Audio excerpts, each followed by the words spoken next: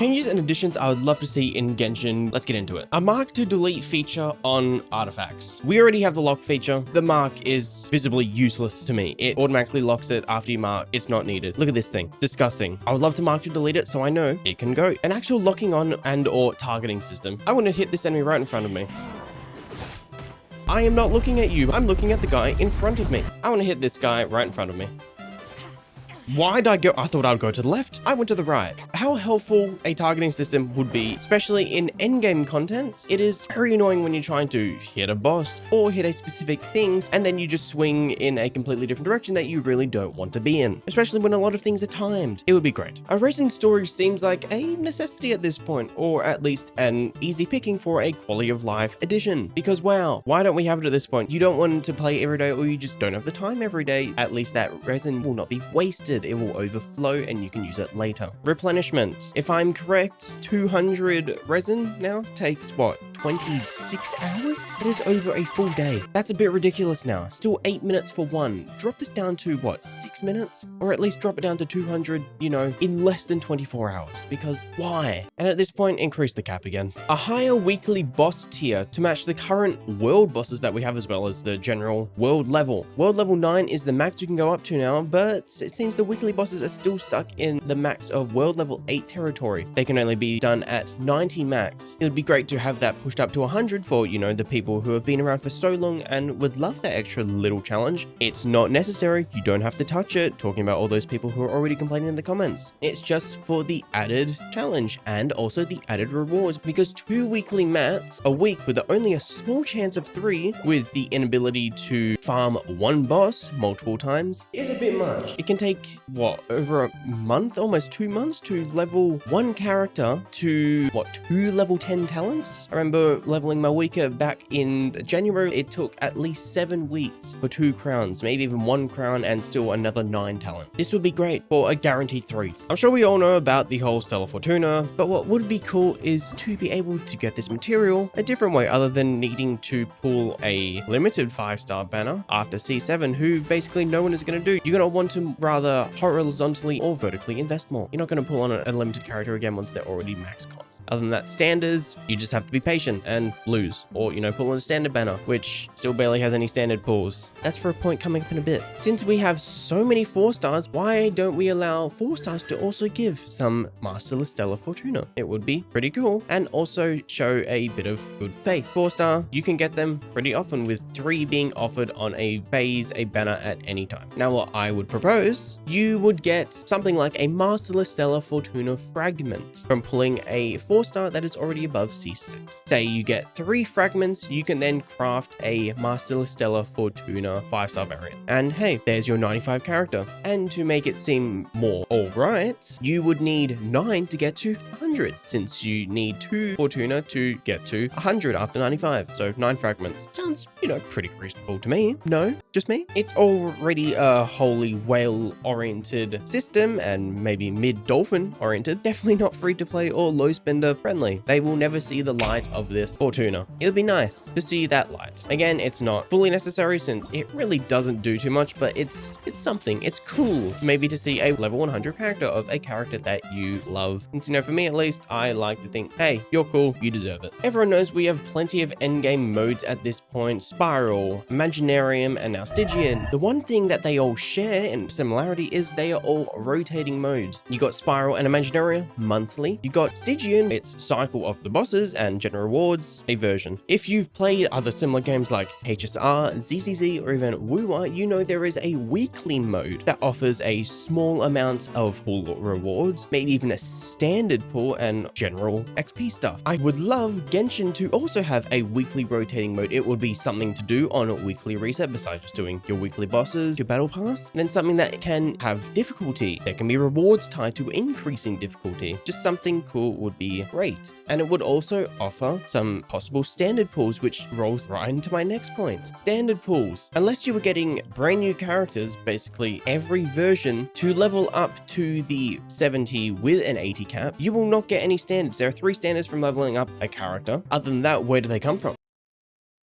That's right. The shop, you have to wait an entire month for the Stardust exchange, which also just happened. That's an extra 5. That's then 30 days, 31 days of waiting for more standards. There is 0 ways to get standards in any other places in the game. Can we change that? Because, well, it's called a standard banner. The amount of dupes I've got is ridiculous. If I remember correctly, well, I only just got Mona and Chi-Chi more recently, and I've been playing for, what, 4 straight years. And I have gotten 4 Amos bows. I'm still yet to have a Primordial Jadewing spear, so it would be cool, for me at least. While not a big thing, it would be cool. More Primogem rewards from just standard chests. A common chest gives 2.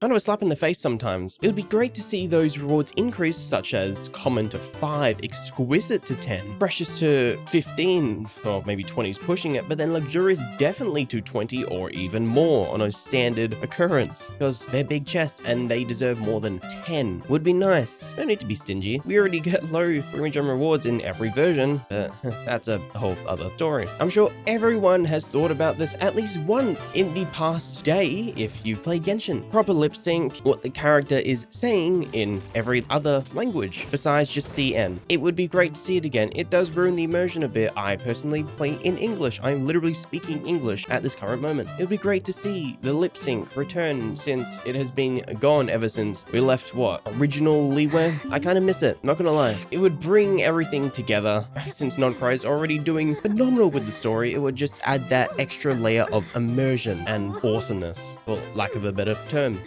Or lack of my thinking. I'm sure we've all gone up to a character to investigate something and yet accidentally press speak. Or there's a prompt you actually want to select, such as buying something, but you accidentally scroll over something else and now here you are talking. Sure, you can just spam spacebar or the equivalent interact, but what would be great would be, I'm sure everyone knows where this is going, a skip button. It's the talk of the town. Dialogue skipping is something that would be great at this point. Well, we've heard nothing about why or why not it should be in the game. You see it everywhere else these days. Skipping would be great for the people who just obviously do not care. They just want to get their rewards, get out. For the people who want to still play the story, good. You do not have to touch the feature or interact with it whatsoever. For me at least, I would never. In an Archon quest, I don't want to. A world quest? No, not really. But if it's just basic dialogue, say for like a commission or an event quest, no, I really don't care at all. I would love to just skip through it and start the event because the dialogue at the start is wholly unnecessary. So if possible, even just tell us if it's possible or not. It would be great because boring unvoiced dialogue is,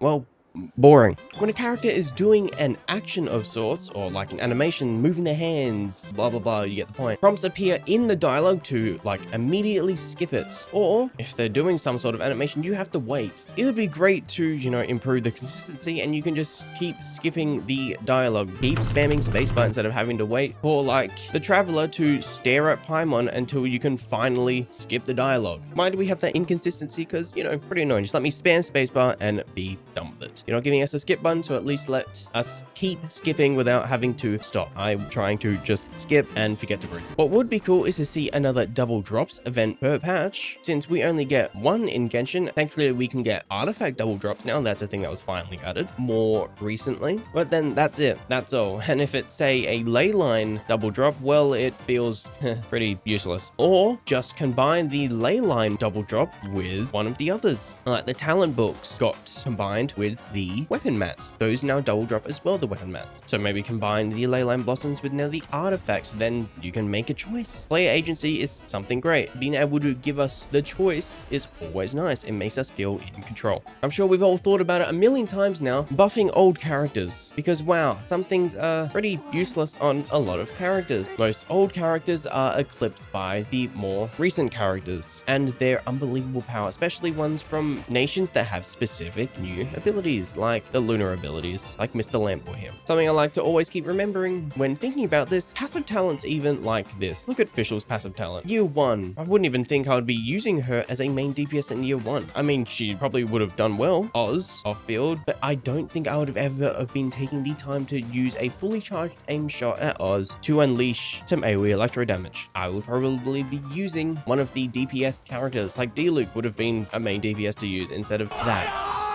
No. So buffing old characters like the Mondstadt ones and the Liyue ones from year 1 would definitely be good. Even some of the ones from year 2 like Inazuma, some of this stuff definitely could use, a bit of work or even some value adjustments, because I would love to see some of them shine once again. Something I would love to see is the ability to keep momentum after movement in the air of any sort. It would be cool to just move forward while plunging or something, or just move forward after dropping. It just feels very stagnant and it just stops. It feels clunky. So maybe a small thing, but I'd like it. It would be neat. One thing I would also love to see, minimum plunge height get increased. On an incline, it's pretty fine, but when you're not on an incline, it kind of sucks. Like, hey, this could be a plungeable surface. It would open up the ability for a lot of characters to have a different playstyle, a plunge playstyle, because no characters actually use it. See, I feel like this, I could be able to plunge just even a bit, like there. That almost looks so similar to what I was just trying. Just a small thing, like Diluc is able to do it so much, especially with Janyun. Imagine if other characters could have that ability, but they just don't because they have already specific teams. So imagine if they could also do it themselves, then it would also indirectly buff her because plunge got increased, which should in turn maybe buff the minimum damage as well as up to the maximum damage roof. I might be just spouting nonsense at this point, but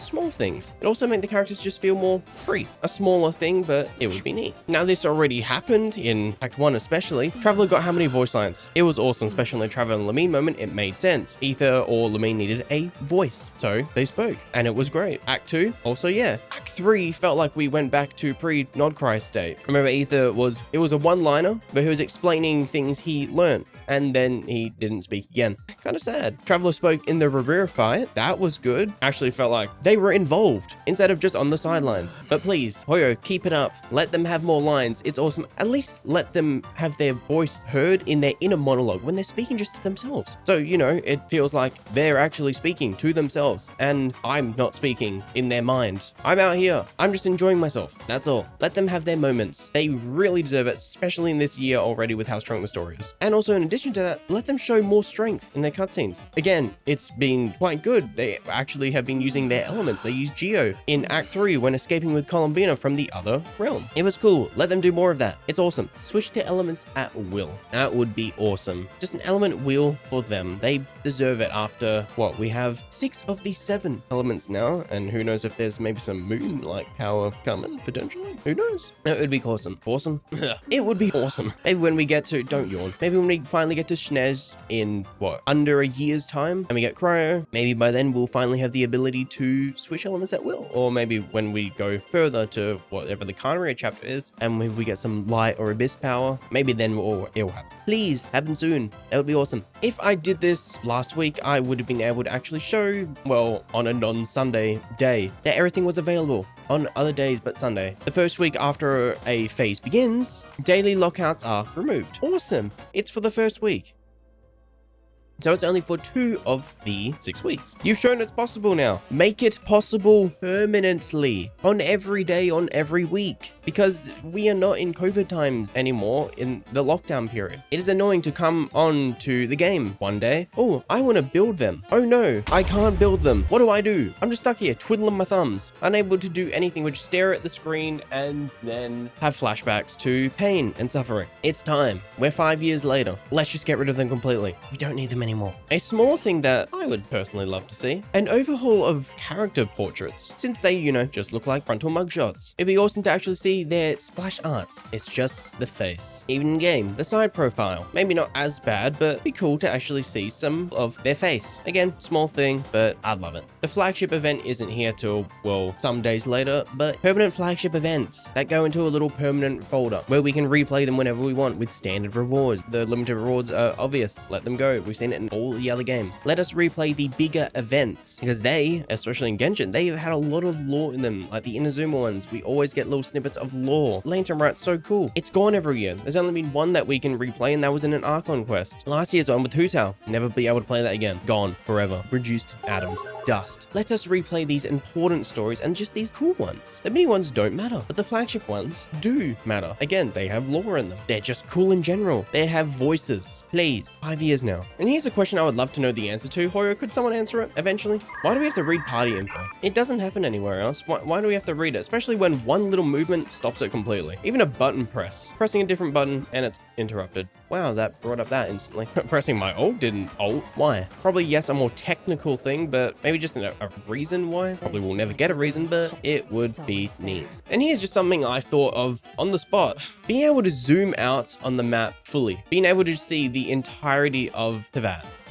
Where am I? Just being able to fully see it, or at least zoom out a little bit more to see multiple nations at once. It would be cool to see the whole map in front of our eyes compared to, I don't know, having to Google it up and actually see it. Just a small thing. Doesn't matter at all in the grand scheme of everything, but I like seeing, I like exploring. So I would like to see just all of it. It would make it feel whole, especially when we'll be getting another new map expansion in the next version or two. It would be neat. And those are changes and additions I have been thinking of for, a while now, and then put together because I felt like it. If anything resonated with you, please leave a comment down below on your thoughts about them, anything you liked, anything you agree or disagree with, and especially how bad my English and speaking skills are, because wow, I suck. If you enjoyed this whatsoever, please consider leaving a like and or sub. It would be awesome, especially once I just hit 1K. That is especially awesome, so now help me continue to grow and thrive. Thrive is a strong word in this case. And now I'm going to be like Skirk and dip.